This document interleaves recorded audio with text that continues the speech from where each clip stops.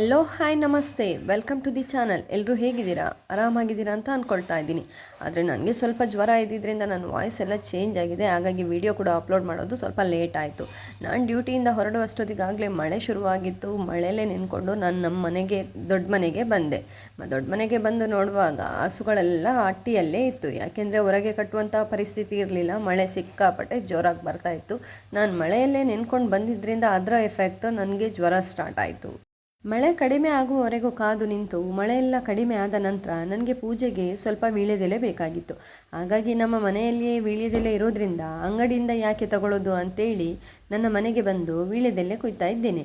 ಅಕ್ಕನ ಹತ್ರ ನಾರ್ಮಲಾಗಿ ಸ್ವಲ್ಪ ತರಲೆ ಮಾತುಗಳನ್ನ ಆಡ್ಕೊಂಡು ಹರಟೆ ಹೊಡ್ಕೊಂಡು ಅಲ್ಲಿಂದ ವೀಳ್ಯದೆಲೆ ಕುಯ್ಕೊಂಡು ಮನೆಗೆ ಹೋಗುವ ಅಂತೇಳಿ ಹೊರಟೆ. ಅಲ್ಲಿಂದ ಸೀದಾ ಮನೆಗೆ ಬರುವಷ್ಟೊತ್ತಿಗೆ ಅಮ್ಮ ಇಲ್ಲಿ ಬಿಸಿ ಬಿಸಿ ಕಡುಬು ಮಾಡಿ ಇಟ್ಟಿದ್ರು. ಕಡುಬು ಹಾಗೆ ಇಟ್ಬಿಟ್ಟು ಸ್ವಲ್ಪ ಮನೆ ಕ್ಲೀನ್ ಮಾಡ್ಕೊಳ್ಳೋಣ ಅಂತ ಅಂದ್ಕೊಂಡು ಫಸ್ಟ್ ಬಂದಿದ್ದು ನನ್ನ ರೂಮಿಗೆ. ಯಾಕೆ ಅಂದರೆ ನನ್ನ ರೂಮು ನೋಡುವಾಗಿರೋದಿಲ್ಲ. ಯಾಕೆಂದರೆ ನನ್ನ ಮಗಳದು ಎಲ್ಲ ಆಟ ಆಡುವ ವಸ್ತುಗಳೆಲ್ಲ ತಂದುಬಿಟ್ಟು ನನ್ನ ರೂಮಲ್ಲೇ ರಾಶಿ ಹಾಕಿರ್ತಾಳೆ. ಹಾಗಾಗಿ ರೂಮ್ ಸಿಕ್ಕಾಪಟ್ಟೆ ಗಲೀಜಾಗಿರುತ್ತೆ. ಹಾಗಾಗಿ ಫಸ್ಟಿಗೆ ನನ್ನ ರೂಮ್ನ ಗುಡಿಸಿ ಕ್ಲೀನ್ ಮಾಡಿಕೊಂಡೆ. ಅಲ್ಲಿಂದ ಇನ್ನು ಹಾಲೆಲ್ಲ ಕ್ಲೀನ್ ಮಾಡ್ಕೊಳ್ಳುವ ಅಂತ ಬರೋ ಅಷ್ಟೊತ್ತಿಗೆ ನನ್ನ ಮಗಳಾಗಲೇ ನನಗೆ ಹೆಲ್ಪ್ ಆಗಲಿ ಅಂತೇಳಿ ಮನೆಯೆಲ್ಲ ಗುಡಿಸ್ಲಿಕ್ಕೆ ಶುರು ಮಾಡಿದ್ಲು. ನಾನು ಯಾವುದೇ ಕೆಲಸ ಮಾಡ್ತಿರಲಿ ನನ್ನ ಮಗಳು ಕೂಡ ಬಂದು ನನ್ನ ಜೊತೆ ಸೇರಿಕೊಂಡು ಕೆಲಸ ಮಾಡಲಿಕ್ಕೆ ಶುರು ಮಾಡ್ತಾಳೆ. ಆಗಲೇ ನಾನು ರೂಮ್ ಕ್ಲೀನ್ ಮಾಡುವಾಗ ಅವಳು ಆಲ್ರೆಡಿ ಬಂದು ಹಾಲ್ ಗುಡಿಸ್ಲಿಕ್ಕೆ ಶುರು ಮಾಡಿದ್ಲು. ನಾನು ಅವಳು ಯಾವುದೇ ಕೆಲಸ ಮಾಡುವಾಗಲೂ ಅಡ್ಡಿ ಅಂತೂ ಮಾಡೋದಿಲ್ಲ. ಯಾಕೆಂದರೆ ಅವಳು ಖುಷಿ ಬಂದಾಗೆ ಇರಲಿ ಅಂತೇಳಿ. ಅವಳು ಮಾಡಿದ ಕೆಲಸ ಪುನೊಮ್ಮೆ ನಾನು ಮಾಡಬೇಕಾಗತ್ತೆ, ಆದರೂ ತೊಂದರೆ ಇಲ್ಲ. ಅವಳು ಕೂಡ ಕೆಲಸ ಕಲ್ತಾಗೆ ಆಗುತ್ತೆ. ಅವಳ ಖುಷಿಗೆ ನಾವು ಅಡ್ಡ ಬರೋದು ಬೇಡ ಅಂತೇಳಿ ಅವಳಿಗೆ ಹೇಗಿರ್ಲಿಕ್ಕೆ ಇಷ್ಟಪಡ್ತಾಳೋ ಹಾಗಿರ್ಲಿಕ್ಕೆ ಬಿಟ್ಬಿಡ್ತೀವಿ. ಮನೆಯೆಲ್ಲ ಕ್ಲೀನಾಗಿ ಗುಡಿಸ್ಕೊಂಡು ಒರೆಸ್ಕೊಂಡು ಸ್ವಲ್ಪ ಸ್ನಾನ ಮಾಡುವ ಅಂತೇಳಿ ಬಂದೆ. ಸ್ನಾನ ಎಲ್ಲ ಆದ ನಂತರ ತಲೆನ ಚೆನ್ನಾಗಿ ಒರೆಸ್ಕೊಂಡು ಉಣಗಿಸ್ಕೊಳ್ತಾ ಇದ್ದೀನಿ. ಯಾಕೆ ಅಂದರೆ ಹೊರಗಡೆ ಸ್ವಲ್ಪ ಮಳೆ ಕೂಡ ಬರ್ತಾ ಇದ್ದಿದ್ದರಿಂದ ಇನ್ನು ಶೀತ ಜ್ವರ ಸ್ಟಾರ್ಟ್ ಆಗಬಾರ್ದು ಅಂತೇಳಿ ಕ್ಲೀನಾಗಿ ಒರೆಸ್ಕೊಳ್ತಾ ಇದ್ದೀನಿ. ಹಾಗೆಯೇ ಮುಖಕ್ಕೆ ಸ್ವಲ್ಪ ಕ್ರೀಮ್ ಹಚ್ಕೊಂಡು ದೇವರಿಗೆ ದೀಪ ಹಚ್ಚುವ ಅಂತೇಳಿ ಹೊರಡುವಷ್ಟೊತ್ತಿಗೆ ನನ್ನ ಮಗಳು ಮನೆ ಮಾಡಿರೋ ಅವಸ್ಥೆ ನೋಡಿ. ಎಲ್ಲ ಆಟಾಡುವಂತಹ ವಸ್ತುಗಳನ್ನೆಲ್ಲ ತಂದು ರಾಶಿ ಹಾಕಿದ್ದಾಳೆ. ಅಲ್ಲಿಂದ ನಾನು ಸೀದಾ ಬಂದಿದ್ದು ತುಳಸಿಗೆ ನೀರು ಒಯ್ಯುವ ಅಂತೇಳಿ. ತುಳಸಿಗೆ ನೀರು ಇದು ತುಳಸಿ ಕಟ್ಟೆನೆಲ್ಲ ಕ್ಲೀನಾಗಿ ಇದು ಮಾಡಿ ತೊಳೆದು ಅರಿಶಿನ ಕುಂಕುಮ ಹಚ್ತಾ ಇದ್ದೇನೆ. ಇನ್ನು ಅರಿಶಿನ ಕುಂಕುಮ ಹಚ್ಚಿ ತುಳಸಿಗೆ ಹೂವೆಲ್ಲ ಹಾಕಿ ದೇವರಿಗೆ ಫಸ್ಟು ದೀಪ ಇಡುವ ಅಂತೇಳಿ ಒಳಗೆ ಬರ್ತೇನೆ. ಮೊದಲಿಗೆ ದೇವರಿಗೆ ದೀಪ ಹಚ್ಚಿ ನಂತರ ತುಳಸಿಗೆ ದೀಪ ಹಚ್ಚಲಿಕ್ಕೆ ಬರುವುದು. ದೇವರ ಫೋಟೋನೆಲ್ಲ ಕ್ಲೀನ್ ಮಾಡಿ ಅರಿಶಿನ ಕುಂಕುಮ ಎಲ್ಲ ಹಚ್ಚಿ ಪೇಟೆಯಿಂದ ತಂದಂಥ ಹೂವನ್ನು ದೇವರ ಫೋಟೋಕ್ಕೆ ಹಾಕಿ ದೇವರ ಪೂಜೆಯನ್ನು ಶುರು ಮಾಡ್ತಾ ಇದ್ದೇನೆ. ಹೂವನ್ನು ಚಿಕ್ಕ ತುಂಡು ಮಾಡಿ ಇಟ್ಕೊಂಡಿದ್ದೆ, ಅದನ್ನು ಕೂಡ ದೇವರ ಫೋಟೋಕ್ಕೆ ಇಡ್ತಾ ಇದ್ದೇನೆ. ಹಾಗೆಯೇ ಆಗ ಮನೆಯಿಂದ ತಂದಂತಹ ವಿಳೆದೆಲೆಯನ್ನು ಕಳಸಕ್ಕೆ ಇಟ್ಟು ಕಳಸವನ್ನು ರೆಡಿ ಮಾಡ್ಕೊಳ್ತಾ ಇದ್ದೇನೆ. ನಾನು ಇದನ್ನೆಲ್ಲ ಕಲ್ತಿದ್ದು ನಾನು ಮದುವೆಯ ಮುಂಚೆ ನಮ್ಮ ಮನೆಯ ಪಕ್ಕದಲ್ಲಿ ಸುಮಿತ್ರಾ ಆಂಟಿ ಅಂತ ಇದ್ದರು. ಅವರು ಪೂಜೆ ಮಾಡುವ ರೀತಿಯೆಲ್ಲ ಭಾರಿ ಚೆಂದ ಆಯಿತಾ. ಅವರನ್ನು ನೋಡಿಯೇ ಕಲ್ತಿದ್ದು. ಇಲ್ಲದಿದ್ದರೆ ನನಗೆ ಪೂಜೆ ಮಾಡಲಿಕ್ಕೆಲ್ಲ ಬರ್ತಾನೇ ಇರಲಿಲ್ಲ. ಹಾಗಾಗಿ ಅವರು ಹೇಗೆ ಮಾಡ್ತಾರೋ ಅದನ್ನು ಚಾಚು ತಪ್ಪದೆ ನಾನು ಮಾಡ್ತೇನೆ. ಅವರೀಗ ನಮ್ಮೊಟ್ಟಿಗಿಲ್ಲ, ಆದರೆ ಅವರು ಹೇಳಿಕೊಟ್ಟ ವಿದ್ಯೆ ಮಾತ್ರ ನನ್ನೊಟ್ಟಿಗೆ ಸದಾ ಇರ್ತದೆ ಆಯಿತಾ. ಆಗಲೇ ದೇವರ ದೀಪವನ್ನೆಲ್ಲ ತೊಳೆದು ನನ್ನ ಮಗಳ ಹತ್ರ ಕೊಟ್ಟಿದ್ದೆ ಒರೆಸಿ ಇಡಲಿಕ್ಕೆ. ಅವಳು ಕೂಡ ಚೆಂದ ಮಾಡಿ ಒರೆಸಿ ಇಟ್ಟಿದ್ಲು. ಅವಳು ಈ ರೀತಿ ನನಗೆ ಯಾವ ಕೆಲಸದಲ್ಲಿಯೂ ಕೂಡ ಚಿಕ್ಕ ಚಿಕ್ಕ ಸಹಾಯ ಎಲ್ಲ ಮಾಡಿ ಕೊಡ್ತಾಳೆ. ನಾನು ಕೂಡ ಮಾಡಿಸ್ತೇನೆ. ಯಾಕೆ ಅಂದರೆ ನಮ್ಮ ಶಾಸ್ತ್ರ ಸಂಪ್ರದಾಯವನ್ನೆಲ್ಲ ನಾವು ಮಕ್ಕಳಿಗೆ ಈಗಿನಿಂದ ಕಲಿಸಿದರೆ ಮಾತ್ರ ಅಲ್ಲ ಅವರಿಗೆ ಕೂಡ ಕಲೀಲಿಕ್ಕೆ ಆಗೋದು. ನಾವು ಅವರನ್ನು ಫ್ರೀ ಬಿಟ್ಟರೆ, ಅವರು ಹೇಗೆ ಬೇಕೋ ಹಾಗೆ ಇರಲಿಕ್ಕೆ ಬಿಟ್ಟರೆ ಉಂಟಲ್ಲ, ಅವರಿಗೆ ನಮ್ಮ ಶಾಸ್ತ್ರ ಸಂಪ್ರದಾಯದ ಬಗ್ಗೆ ಹೇಗೆ ಗೊತ್ತಾಗ್ತದೆ. ಮತ್ತು ದೊಡ್ಡವರಾದ ನಂತರ ಒಮ್ಮೆಲೆ ಮಾಡು ಅಂತ ಹೇಳಿದರೆ ಅವ್ರಿಗೆ ಹೇಗೆ ಗೊತ್ತಾಗ್ತದೆ ಅಲ್ವಾ ಮಾಡಲಿಕ್ಕೆ. ಹಾಗಾಗಿ ನಾನು ಚಿಕ್ಕದಿಂದನೇ ನನ್ನ ದೇವರ ಪೂಜೆ ಮಾಡುವುದು ಹೇಗೆ ಅದನ್ನೆಲ್ಲ ಅವಳಿಗೆ ತೋರಿಸಿ ಕೊಡ್ತೇನೆ. ಅವಳು ಕೂಡ ಕಲಿತಾ ಇದ್ದಾಳೆ. ದೇವರಿಗೆ ದೀಪ ಎಲ್ಲ ಹಚ್ಚಿ ನಾನು ಹೊರಗಡೆ ತುಳಸಿಗೆ ದೀಪ ಹಚ್ಚುವ ಅಂತೇಳಿ ಬಂದೆ. ನನ್ನ ಮಗಳು ಕೂಡ ಜೊತೆಯಲ್ಲಿ ಬಂದಿದ್ದಾಳೆ.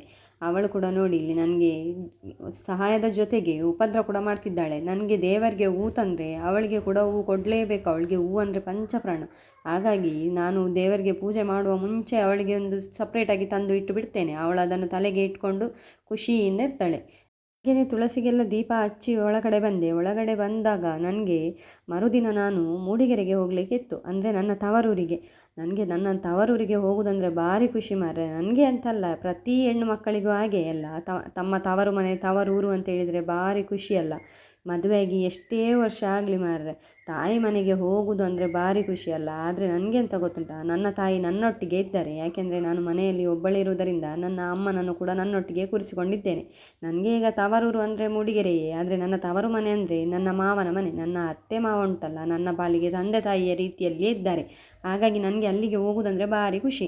ನನಗೆ ಮೂಡಿಗೆರೆಯಲ್ಲಿ 2 ಮದುವೆ ಇತ್ತು. ಹಾಗಾಗಿ ಅದಕ್ಕೆ ಬೇಕಾದ ತಯಾರಿಯನ್ನು ನಾನು ಇಲ್ಲಿಯೇ ಮಾಡಿಕೊಂಡು ಹೋಗ್ತಿದ್ದೇನೆ. ಯಾಕೆ ಗೊತ್ತುಂಟಾ, ನಾನು ಪ್ರತಿ ಫಂಕ್ಷನ್ನಲ್ಲಿಯೂ ಪ್ರತಿ ಸರ್ತಿಯೂ ಎಲ್ಲರೂ ಹೊರಟಾದ ನಂತರವೇ ನನಗೆ ಹೊರಡಲಿಕ್ಕೆ ಆಗೋದು. ಯಾಕೆ ಅಂದರೆ ಒಬ್ಬರೊಬ್ಬರೇ ಬರ್ತಾರೆ, ನನಗೆ ಸ್ವಲ್ಪ ಸೀರೆ ಉಡಿಸ ಅಂತೇಳಿ.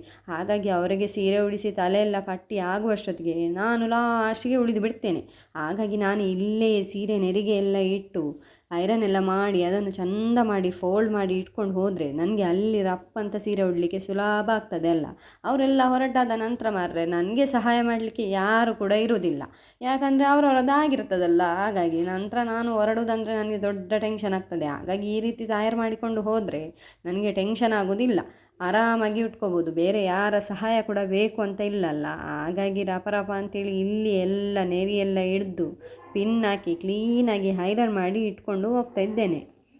ಮೂಡಿಗೆರೆಯಲ್ಲಿ 2 ಮದುವೆ ಇದ್ದದ್ರಿಂದ 4 ಸೀರೆ ಬೇಕಾಗಿತ್ತು ಮಾರೆ. ಯಾಕೆ ಅಂದರೆ ಮೆಹಂದಿ ದಿನ ಉಡಲಿಕ್ಕೆ 2 ಸೀರೆ, ಅಂದರೆ 2 ಮದುವೆಯದ್ದು ಮೆಹಂದಿ ಉಂಟಲ್ಲ, 2 ಮೆಹಂದಿ ಫಂಕ್ಷನ್ಗೆ ಉಡಲಿಕ್ಕೆ 2 ಸೀರೆ, ಹಾಗೆಯೇ ಮದುವೆಗೆ ಉಡಲಿಕ್ಕೆ 2 ಸೀರೆ. ಹಾಗಾಗಿ 4 ಸೀರೆ ಬೇಕಾಗಿತ್ತು. ಹಾಗೆಯೇ ಅಮ್ಮನಿಗೆ ಸಹ 4 ಸೀರೆ ಬೇಕಾಗಿತ್ತು. ಹಾಗಾಗಿ ಒಟ್ಟು 8 ಸೀರೆಯ ನೆರಿಯೆಲ್ಲ ಹಿಡಿದು ಐರನ್ ಎಲ್ಲ ಮಾಡಿ ಇಡುವಷ್ಟೊತ್ತಿಗೆ ಸಾಕಾಗಿ ಹೋಯ್ತು. ಆಯಿತಾ, ಆದರೂ ತೊಂದರೆ ಇಲ್ಲ ಮಾರ್ರೆ. ಅಲ್ಲಿ ಹೋಗಿ ಕಷ್ಟಪಡೋದಕ್ಕಿಂತ ಇಲ್ಲಿಯೇ ಸ್ವಲ್ಪ ಕಷ್ಟಪಟ್ಟು ಕ್ಲೀನಾಗಿ ಇಟ್ಕೊಂಡು ಹೋದರೆ ಅಲ್ಲಿ ನನಗೆ ಸುಲಭ ಆಗ್ತದಲ್ಲ. ಹಾಗಾಗಿ ನಾನು ಇಲ್ಲಿಯೇ ಎಲ್ಲ ತಯಾರು ಮಾಡಿ ಇಟ್ಕೊಳ್ತಾ ಇದ್ದೇನೆ. ನೋಡಿ, ಈ ರೀತಿ ಐರನ್ ಮಾಡಿ ಕ್ಲೀನಾಗಿ ಮಡಿಚಿ ಈ ರೀತಿ ಫೋಲ್ಡ್ ಮಾಡಿ ಇಟ್ಕೊಂಡ್ರೆ ಸೀರೆ ಕೂಡ ಮುದ್ದೆ ಆಗೋದಿಲ್ಲ. ನಮಗೆ ಅಲ್ಲಿ ಯಾವ ರೀತಿ ಬೇಕೋ ಆ ರೀತಿ ಸುಲಭವಾಗಿ ಉಡಲಿಕ್ಕೆ ಆಗ್ತದೆ. ನೋಡಿ, ಈ ರೀತಿ ಮಡಚಿ ಇಟ್ಕೊಂಡಿದ್ದೇನೆ ನಾನು. ನಾನು ಮುಂಚಿನ ದಿನವೇ ಮೆಹಂದಿಯನ್ನೆಲ್ಲ ಹಾಕ್ಕೊಂಡಿದ್ದೆ. ಯಾಕೆಂದರೆ ನನಗೆ ಅಲ್ಲಿ ಹೋದ ನಂತರ ಅಂತೂ ಮೆಹಂದಿ ಹಾಕ್ಲಿಕ್ಕಾಗಲಿ ಕ್ಲೀನಾಗಿ ಹೊರಡ್ಲಿಕ್ಕಾಗಲಿ ಸಾಧ್ಯವೇ ಇಲ್ಲ. ಹಾಗಾಗಿ ನಾನು ಮೆಹಂದಿ ಎಲ್ಲ ಹಾಕಿಯೇ ತಯಾರಾಗಿದ್ದೆ. ನಮ್ಮದೆಂಗೂ ರೆಡಿ ಆಯಿತು ಮಾರ್ರೆ, ಸೀರೆ ಎಲ್ಲ ತೆಗೆದು ಫೋಲ್ಡ್ ಮಾಡಿ ಇಟ್ಟಾಯಿತು. ಇನ್ನು ನನ್ನ ಮಗಳಿಗೆ ಡ್ರೆಸ್ ತಯಾರಾಗಬೇಕಲ್ಲ. ನಮಗೆ ಆದರೆ ಖಾಲಿ 4 ಜೊತೆ ಸಾಕಾಗ್ತದೆ, ಮಕ್ಕಳಿಗೆ ಆಗಲ್ಲ ಮಾರ್ರೆ. ಅವರನ್ನು ಹೊರಗೆ ಕರ್ಕೊಂಡು ಹೋಗೋದಂದರೆ 2 ದಿನದ ಫಂಕ್ಷನ್ ಆದರೆ ಮಿನಿಮಮ್ ಒಂದು 10 ಜೊತೆ ಡ್ರೆಸ್ ಬೇಕಾಗ್ತದೆ. ಯಾಕಂದರೆ ಅವರು ಗಳಿಗೆಗೊಂದು ಡ್ರೆಸ್ಸನ್ನು ಕೊಳೆ ಮಾಡಿ ತಂದು ಹಾಕ್ತಾರೆ. ಹಾಗಾಗಿ ನಾನು ಸ್ವಲ್ಪ ಹೆಚ್ಚಿಗೆ ಡ್ರೆಸ್ಸನ್ನು ಕೊಂಡೋಗ್ತೇನೆ. ನೋಡಿ, ಇದೆಲ್ಲ ಮದುವೆಗೆ ಹಾಕಲಿಕ್ಕೆ ಬೇಕಾದ ಡ್ರೆಸ್ಸು, ಮದುವೆಗೆ ಹಾಗೆ ಮೆಹಂದಿ ಫಂಕ್ಷನ್ಗೆ ಹಾಕುವಂಥ ಡ್ರೆಸ್ಸು. ಹಾಗೆ ಎಲ್ಲವನ್ನು ತೆಗೆದು ಬ್ಯಾಗ್ನಲ್ಲೆಲ್ಲ ತುಂಬಿಸಿ ಪ್ಯಾಕ್ ಮಾಡಿ ಇಡ್ತಾ ಇದ್ದೇನೆ. ಪ್ಯಾಕ್ ಎಲ್ಲ ಮಾಡಿ ಆಗುವಷ್ಟೊತ್ತಿಗೆ ನನ್ನ ರೂಮಿನ ಅವಸ್ಥೆ ಮಾತ್ರ ಹೇಳಲಿಕ್ಕೆ ಬಾರ್ದು. ನೋಡಿ, ಇಲ್ಲಿ ಗುಜಿರಿ ಹಾಗೆ ಆಗಿದೆ. ಅದನ್ನು ಹೇಗೆ ಕ್ಲೀನ್ ಮಾಡುವುದಂತಾಗಿದೆ. ಅದನ್ನೆಲ್ಲ ಕ್ಲೀನ್ ಮಾಡಿ ಕೆಲಸಕ್ಕೆ ಹೊರಡುವ ಅಷ್ಟೊತ್ತಿಗೆ ನನ್ನ ಮಗಳು ಕೂಡ ನಾನು ಕೂಡ ಬರ್ತೇನೆ ಅಮ್ಮ ಅಂತ ಹೇಳಿದ್ಲು.